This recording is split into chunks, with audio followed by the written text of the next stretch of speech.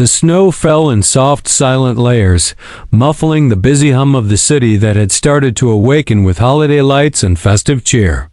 The park, blanketed in white, was quiet save for the occasional crunch of boots on the snow-covered path. On a bench, away from the bustle, sat Victoria Hawley, a woman whose very presence commanded the air around her. She was the CEO of Hawley Enterprises, a corporation known for reshaping cities with skyscrapers and dreams, and yet, despite her towering success, she sat alone, her cream-colored coat hugging her frame as she watched the snow fall. Her world was polished, pristine, powerful, but painfully empty. Victoria had everything people envied: money that could buy entire city blocks, influence that made politicians listen, beauty that made heads turn. Yet, on evenings like these, as the snow reminded her of childhood winters she could never relive, all of it felt hollow. The lights, the success, the empire, none of it could replace the quiet ache she carried inside. She was sipping her latte, letting the steam warm her face when she heard it, a small, trembling voice. Excuse me, ma'am?" Victoria turned her head and saw a little girl standing a few feet away. She couldn't have been more than 5 years old, her golden curls dusted with snowflakes, her cheeks flushed from the cold. The girl clutched a worn-out teddy bear tightly in one hand, her brown coat slightly too big for her tiny frame, and her black pants already dusted white from the snow. Her big, searching blue eyes met Victoria's, timid but filled with a kind of desperation that pierced deeper than words. Victoria blinked, unsure what to say. "Yes?" Her voice softened naturally, even though she rarely spoke to strangers. Little girl hesitated, her lip trembling before she spoke. I don't have mama. Can I spend a day with you, ma'am?" Her voice cracked at the end, as if she had rehearsed the line in her head but couldn't hold back the emotion when the words finally came out. Victoria froze. She wasn't easily rattled. Boardroom wars, hostile takeovers, even billion-dollar losses couldn't shake her. But this tiny human, standing before her with nothing but a teddy bear and a plea, cut through her armor. Where is your mama?" Victoria asked carefully, her CEO instincts warning her to tread lightly. The little girl lowered her gaze, her breath forming small clouds in the frosty air. "She went to the hospital and didn't come back. They said she's gone." Her voice was a whisper, fragile and raw. "They took me to a place with lots of other kids, but it's loud. And no one hugs you when it's cold." Victoria felt something she hadn't in years, a sting in her chest as if someone had pressed on a long-forgotten wound. Her mind flashed back to her own childhood, to cold winters without warmth, to nights when she too had wished for someone, anyone, to hold her and tell her it would be okay. The girl continued, clutching her teddy tighter. You look nice. You smell like Mama used to. Can I just sit with you? Just for today? I won't bother you, I promise." Victoria looked around. There was no one else nearby. The park was nearly empty, save for distant silhouettes walking their dogs or rushing home. Her assistant had already left for the day, her driver waiting somewhere beyond the gate. 1,000 thoughts ran through her head: legal issues, responsibility, the press. But none of it mattered in that moment. All she saw was a child who had no one, asking for something as simple as a day of warmth and safety. Victoria's throat tightened, but she forced her voice to stay steady. "What's your name?" The girl lifted her eyes again, tears pooling despite her brave expression. "Lila," she whispered. "I'm 5. My birthday was yesterday." Nobody sang. Victoria inhaled sharply. Something inside her, buried under years of ambition and armor, cracked open. Slowly, she patted the empty space on the bench beside her. "Come sit, Lila. You don't have to be cold." Layla's eyes lit up just slightly as she shuffled closer and climbed onto the bench, her tiny legs dangling. She held her teddy close, glancing up at Victoria as if unsure if this kindness would last. For the first time in years, Victoria felt her perfectly calculated world tilt, not in the way hostile mergers or market crashes did, but in a way that made her heart stir, and she didn't know it yet, but this small act, this single moment in a snowy park, was about to change her life more than any billion-dollar deal ever could. The air felt even colder as Victoria glanced down at the little girl sitting beside her, snowflakes catching in her golden curls. Layla's small hands gripped the teddy bear so tightly that Victoria wondered if her fingers might be numb. She could feel the child shivering through her coat. "Are you cold?" Victoria asked gently. Lila nodded but tried to smile. "I'm okay. I don't mind snow. Mama used to make snow angels with me, but now I just watch other kids make them." Her voice wavered as she stared at the distant playground where a few bundled-up children laughed and ran through the snow with their parents. Victoria swallowed hard. That ache in her chest deepened, an emotion she hadn't allowed herself to feel for years, empathy, not the strategic, calculated kind she used in business, but raw, human empathy. "Where are you staying now, Lila? With relatives?" Victoria's voice was careful, steady. The little girl shook her head. "No, at a big house with other kids. They say it's called a home, but it doesn't feel like home. Nobody tucks you in, they just tell you to sleep. And the lights, they stay on all night. I don't like it." Victoria glanced away, her jaw tightening. She had visited orphanages before, for charity galas, for publicity, but she had never really looked at the children beyond the camera flashes. She had written checks worth millions, yet somehow, this single child sitting beside her felt like a debt she had never paid. Lila turned to her, her little voice trembling again. "You look like someone who has a warm house." "Do you?" Victoria hesitated. Her penthouse wasn't warm, not really. It was glass and marble, a showpiece for investors and dignitaries, but not a place where anyone would feel at home. Yet, to this little girl, it would probably feel like a castle. "Yes," Victoria finally said softly, "I have a warm house." Lila bit her lip, eyes shimmering with hope. "Could I maybe just see it for one day? I don't want to live there forever. I want to know what it feels like. To sit on a soft couch, maybe drink hot chocolate. Mama used to make it for me. She would put little marshmallows in it and say it was magic snow." Victoria exhaled slowly. Her rational mind screamed warnings, strangers, risks, headlines. But her heart, which had been silent for so long, spoke louder. "She's just a child, alone. You can give her one day of warmth. Do you trust me, Lila?" Victoria asked gently. The little girl's eyes locked onto hers. "Yes. Mama always told me to trust people who look at you like they care. You look like you care." Victoria felt something in her throat tighten, almost painfully. Without another word, she pulled off her leather gloves and reached out a hand. "Come on then. Let's get you warm." The ride, the town car, a sleek black vehicle waiting by the park's entrance, looked out of place against the snowy backdrop. The driver, a tall, stoic man named Harris, blinked in surprise when Victoria approached, not because she was early, but because she had a tiny shadow clutching her coat. "Ma'am?" Harris's eyes flicked from Victoria to Lila, silently asking for an explanation. "Just drive, Harris," Victoria said softly, her voice carrying no edge for once. "And stop by a cafe on the way. We'll need hot chocolate." Layla's eyes widened as she climbed into the car, sinking into the plush leather seat. This car. "It's so soft." "Like a hug," she whispered, stroking the seat as if it were made of clouds. She glanced at Victoria shyly.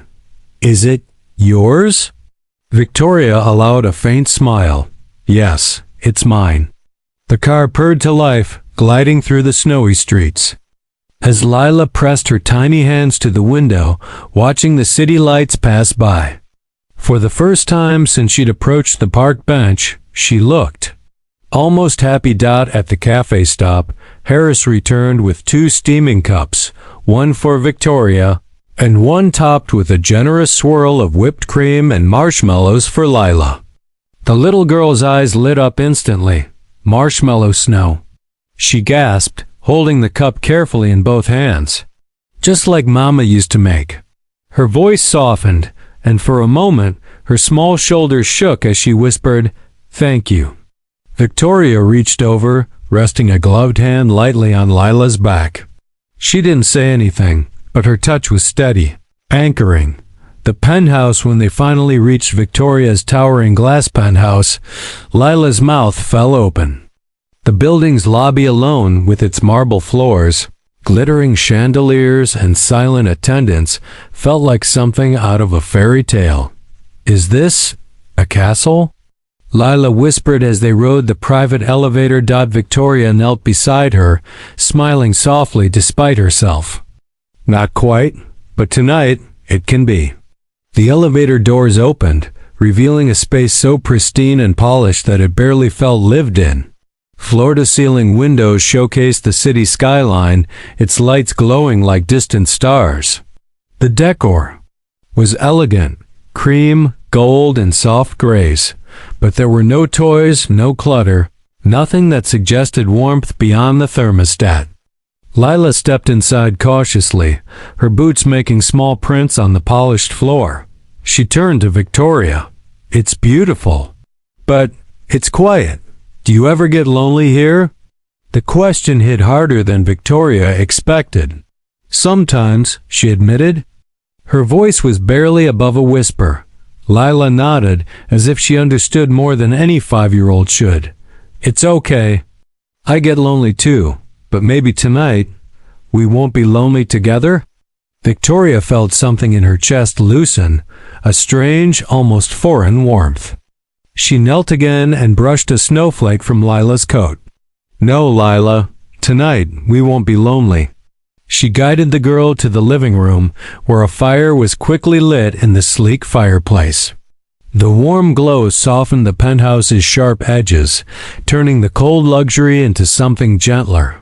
As they sat by the fire, sipping their hot chocolate, Lila rested her head against Victoria's arm. "You smell like Mama's perfume," she murmured sleepily. "And your voice. It's soft like hers too." Victoria froze for a moment, staring into the fire.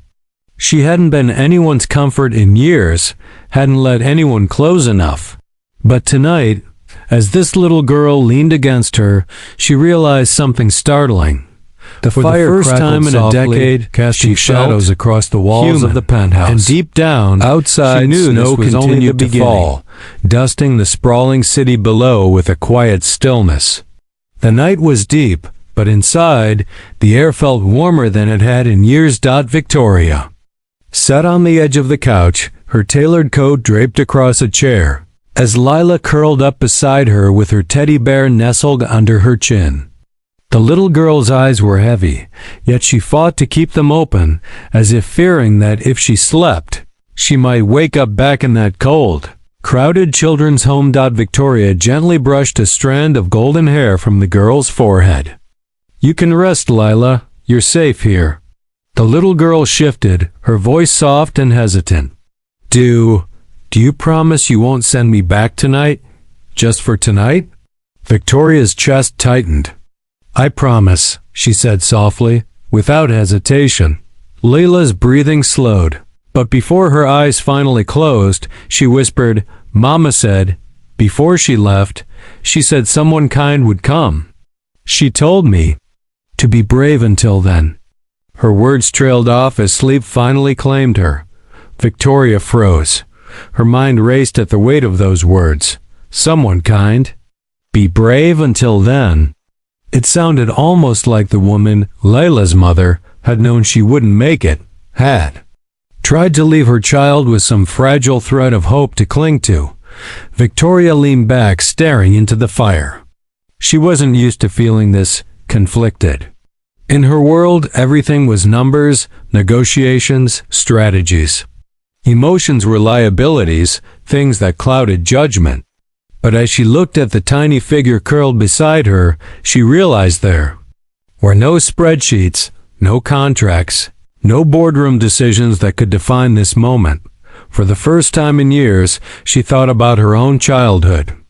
About the cold apartment she had once called home. About the nights she lay awake listening to her parents fight until they eventually walked out of her life altogether. She remembered clutching her own worn-out stuffed animal, wishing that someone would show up and care. Victoria had promised herself she'd never feel powerless again. And yet, here she was, holding a child's fragile trust in her hands, realizing just how much power simple kindness could hold. Quiet conversation. The clock had just struck midnight when Victoria's phone buzzed on the table. It was Harris, her driver. "Ma'am, do you need me to return for the child? Should I call the orphanage?" Victoria stared at the message for a long time, her thumb hovering over the screen. She could easily send Lila back, wash her hands of the situation, and return to her pristine, controlled life. That would be the smart thing to do. But as she looked at the little girl, now sleeping peacefully, her small hand still clutching Victoria's sleeve even in her dreams, she knew she couldn't. Not tonight. Maybe not ever. She typed a simple reply. "No, leave us. We'll talk tomorrow." Victoria slipped her phone away and glanced down at Lila again. The child stirred slightly, mumbling something in her sleep. Victoria leaned closer to hear. "Mama." "Don't go," the words pierced her like a blade. Carefully, she reached out, placing her hand over Lila's tiny one. "You're not alone anymore," she whispered, even though she wasn't sure if Lila could hear her. The photograph. The next morning, Victoria woke to find Lila standing by the floor-to-ceiling windows, gazing at the sprawling city below. The early sun reflected off the snow, bathing the penthouse in a warm glow. "Morning," Victoria said softly, stepping into the living room. Lila turned, holding something in her hand. "This was in my coat pocket. Mama gave it to me before she left." She carefully handed Victoria a small, worn photograph. Victoria took it, her fingers brushing over the faded edges. The photo showed a smiling young woman, Lila's mother, no doubt, holding a much younger Lila in her arms. Behind them stood a modest bakery, the kind of family-owned shop that was disappearing from the city. The name, Sweet Haven, was written in cheerful script on the sign. She used to bake muffins every morning, Lila said, her voice quiet but steady. She said one day she'd have the biggest bakery in the city, and I could help her, but she got sick. She couldn't bake anymore. And now, her voice broke, but she didn't cry. She had probably cried too much already. Victoria stared at the photograph, something deep stirring inside her. She thought of all the properties her company had acquired, all the old shops and businesses bulldozed to make room for luxury towers. How many dreams had she erased without a second thought? How many children like Lila had been left behind by the very empire she built? "Do you miss her?" Victoria asked softly, though she already knew the answer. Lila nodded. "Every day. But Mama told me, if I ever met someone kind, someone who would let me stay, even for a little while, I should tell them her dream. So maybe it wouldn't die with her." Victoria knelt, taking Lila's small hands into her own. "And what was her dream, Layla?" Layla's eyes brightened just a little. Sweet Haven. She wanted it to be a place where no one ever felt lonely, where kids could come and get a cookie, even if they didn't have money, where everyone felt at home. Victoria felt her throat tighten again. She had spent her entire adult life building cold towers of glass and steel, chasing profit and prestige. But looking at this little girl, the daughter of a woman who had wanted nothing more than to build a place of warmth and belonging. She wondered if maybe her life had been missing something far more valuable than success. Victoria glanced at the photograph again, then back at Lila. What if we make your mama's dream real? Not just for her, but for you? Lila blinked, unsure she had heard correctly. You mean bring Sweet Haven back? Victoria nodded. Yes, bigger than ever. A place for you. A place for kids like you. A place that feels like home. Layla's lip trembled, her small hands tightening around Victoria's. But why? Would you do that? For me. Victoria took a deep breath.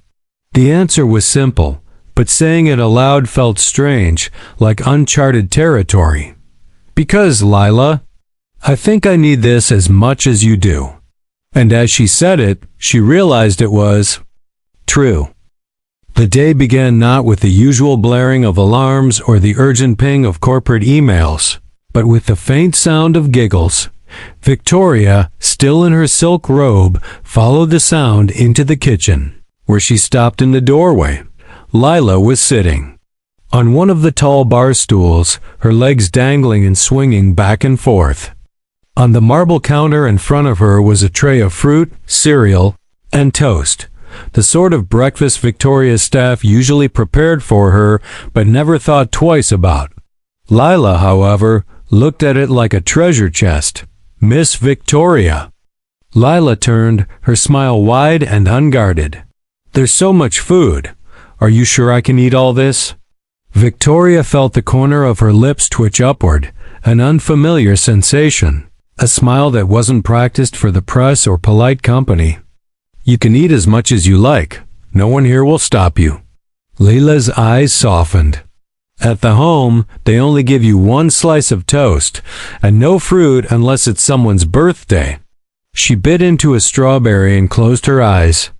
Like it was the sweetest thing in the world. It tastes like sunshine. Victoria poured herself coffee, leaning against the counter. You know, she said, her voice quieter than usual, when I was your age, I didn't get strawberries. Either. I used to see other kids eating them and wonder what they tasted like. Lila tilted her head. Really? But you're rich. Victoria let out a small laugh, soft, almost bitter. Not when I was little. Back then, we were so poor my parents argued about whether we could afford heat in the winter. I know what it's like to feel forgotten. Leela's eyes widened.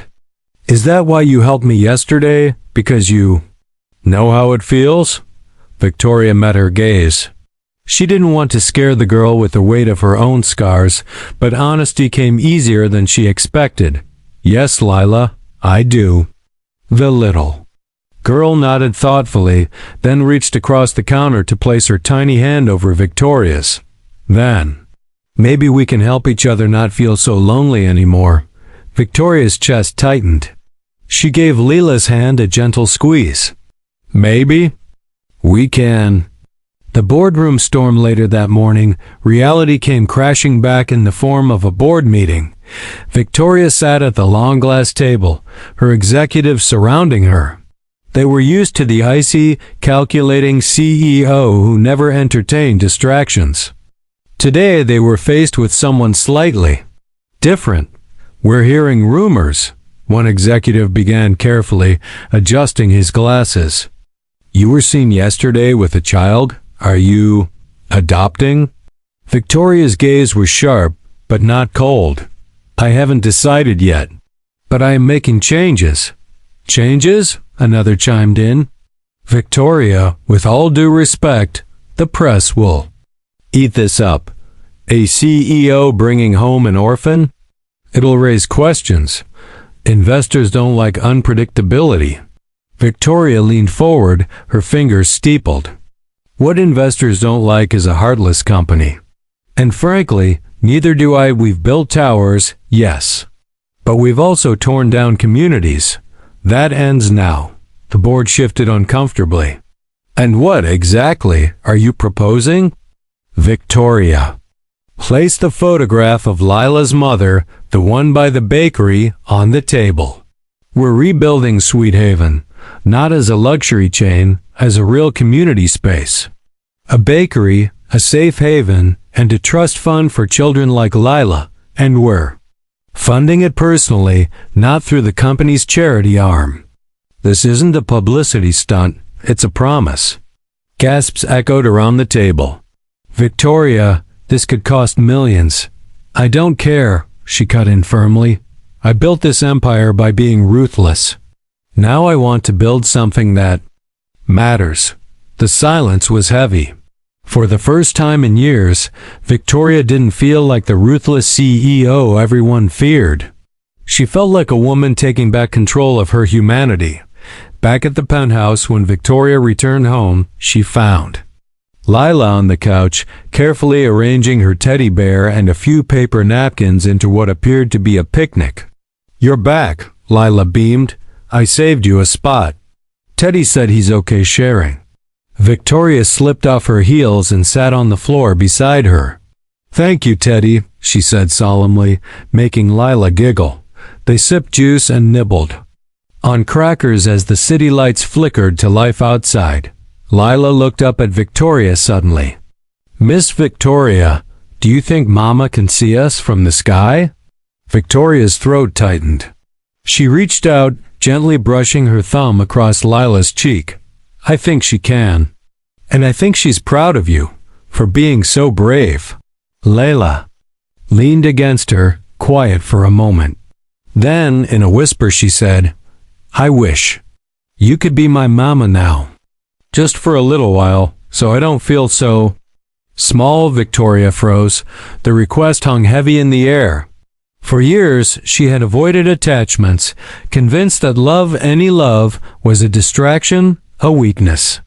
But as she wrapped an arm around Lila's tiny shoulders, she realized that maybe, just maybe, this was the one thing her life had been missing.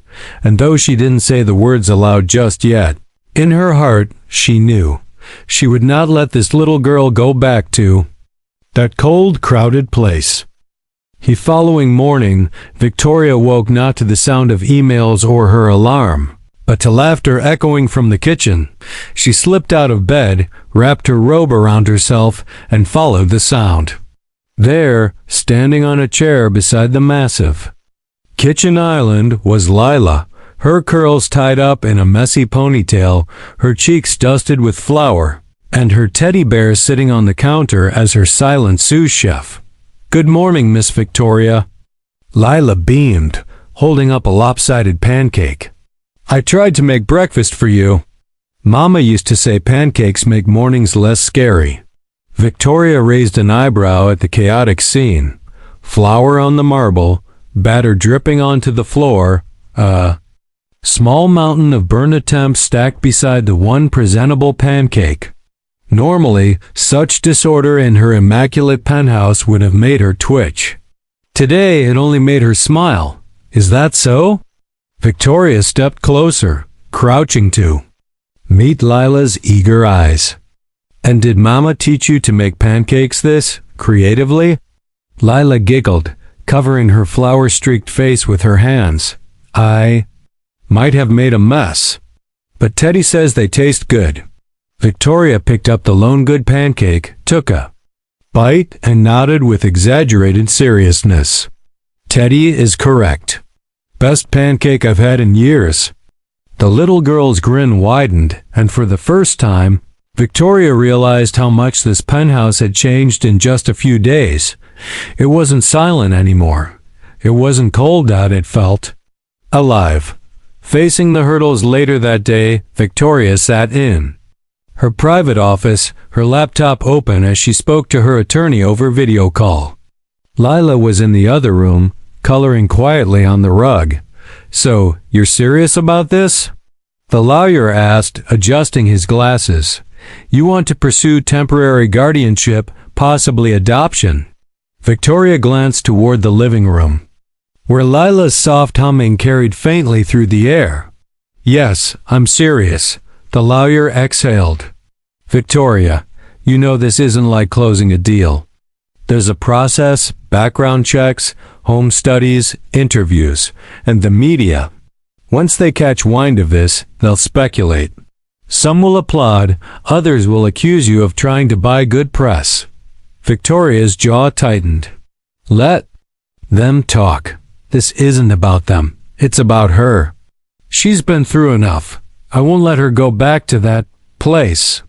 The lawyer hesitated, then nodded. I'll start the paperwork. But be prepared. This will take time. And you'll need to prove to the court that this isn't impulsive. They'll want to see you truly intend to be her parent. Victoria's gaze softened as she looked again at the small figure coloring on the rug. I already do. Building. Sweet Haven. Over the next week, Victoria's world shifted. Her penthouse, once cold and untouched, began to fill with warmth. Lila's laughter became the soundtrack of her mornings, her small drawings taped to the once sterile walls. But Victoria wasn't just caring for Lila, she was acting on the promise she'd made. One afternoon, she took Lila by the hand and brought her to a quiet street on the edge of the city. There, in a row of aging buildings, stood a shuttered bakery with faded letters, Sweet Haven. Layla's eyes widened. This was Mama's bakery, she whispered, recognizing the sign from the photograph she always carried. It's still here. Victoria crouched beside her. It will be more than just here, Lila. We're going to bring it back. Not just for you and your mama's memory, but for every child who needs a place to feel at home. A place where no one has to be lonely. Lila turned to her, tears welling in her big blue eyes. But why are you doing this? For me? For Mama? You didn't even know us. Victoria reached out, brushing a tear from the little girl's cheek. Because once, a long time ago, I was just like you. And no one showed up for me. I swore I'd never need anyone. But you reminded me that maybe needing someone isn't a weakness. It's what makes us human. The little girl wrapped her arms around Victoria's neck, burying her face in her shoulder. Victoria held her close, a lump rising in her throat.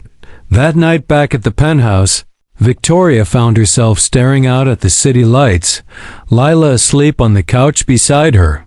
Her hand absently smoothed the child's hair as she thought about the life she'd built, the towers, the deals, the endless chase for more. For years, she had believed power and wealth were the only shields against loneliness. But now, as this small child breathed softly beside her, she realized something startling. For the first time in decades, she didn't feel alone. Victoria whispered softly, almost to herself. I'm not letting you go, Lila. Not ever. The child stirred, mumbling in her sleep. Mama? Victoria bent closer, her voice steady but tender. I'm here. I'm not your mama. But if you'll have me, I can try to be. And as the snow continued to fall outside, silent and endless, Victoria knew her life, and Lila's, was about to change forever. Snow drifted down softly on the day of the court hearing, the same way it had the night Lila first asked to spend a day with Victoria. Victoria held the little girl's hand tightly as they walked up the courthouse steps. Lila's curls peeked out from beneath her knitted hat, and her teddy bear was tucked firmly under her arm. Despite the intimidating building before them, the child looked calm, because Victoria hadn't let go of her hand once. Are they going to ask me questions? Lila whispered. Yes, Victoria replied softly. They might ask if you want to stay with me or go back to the home.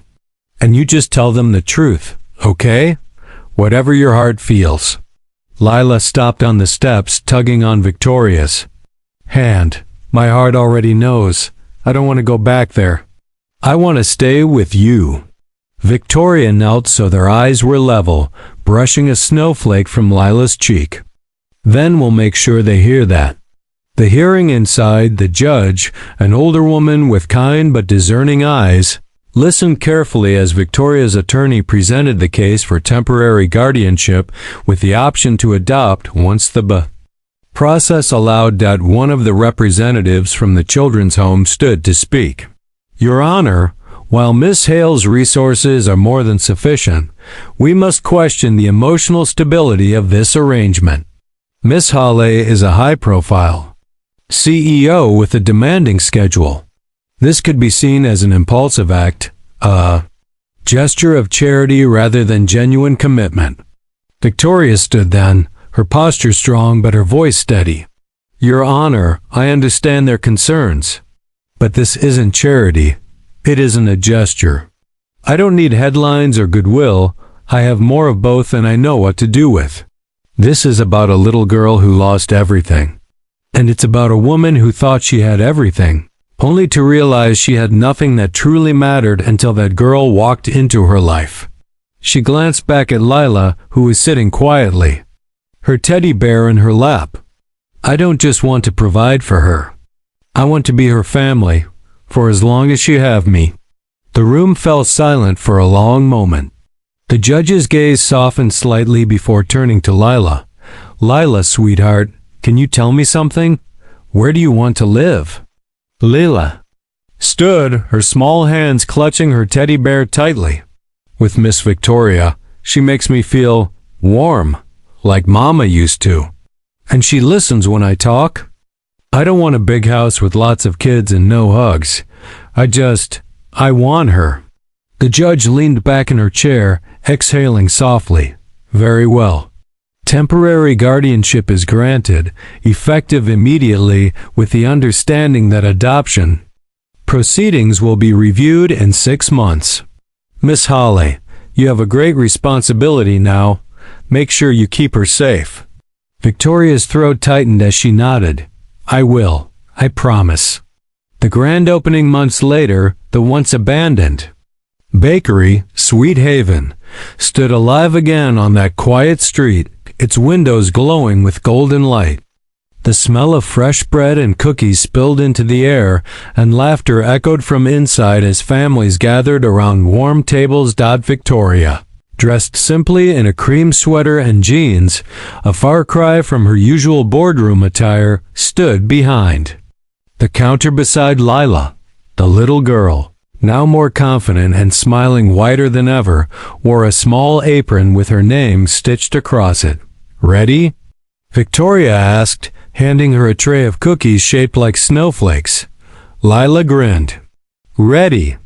As they handed out cookies to the children who had wandered in from the cold, some from the very home Lila had once lived in, Victoria felt a weight lift from her chest. This wasn't about profit or publicity or power.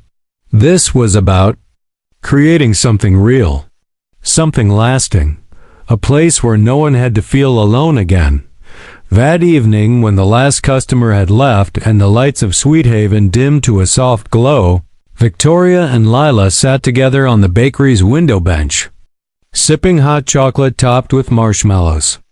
Outside, snowflakes swirled under the street lamps, just as they had the night they first met. Miss Victoria? Lila asked softly, leaning against her. Yes, Lila? The little girl hesitated, then whispered, Can I call you Mama now? Only if you want me to. Victoria felt her chest tighten, her eyes stinging as she looked down at the small, hopeful face beside her.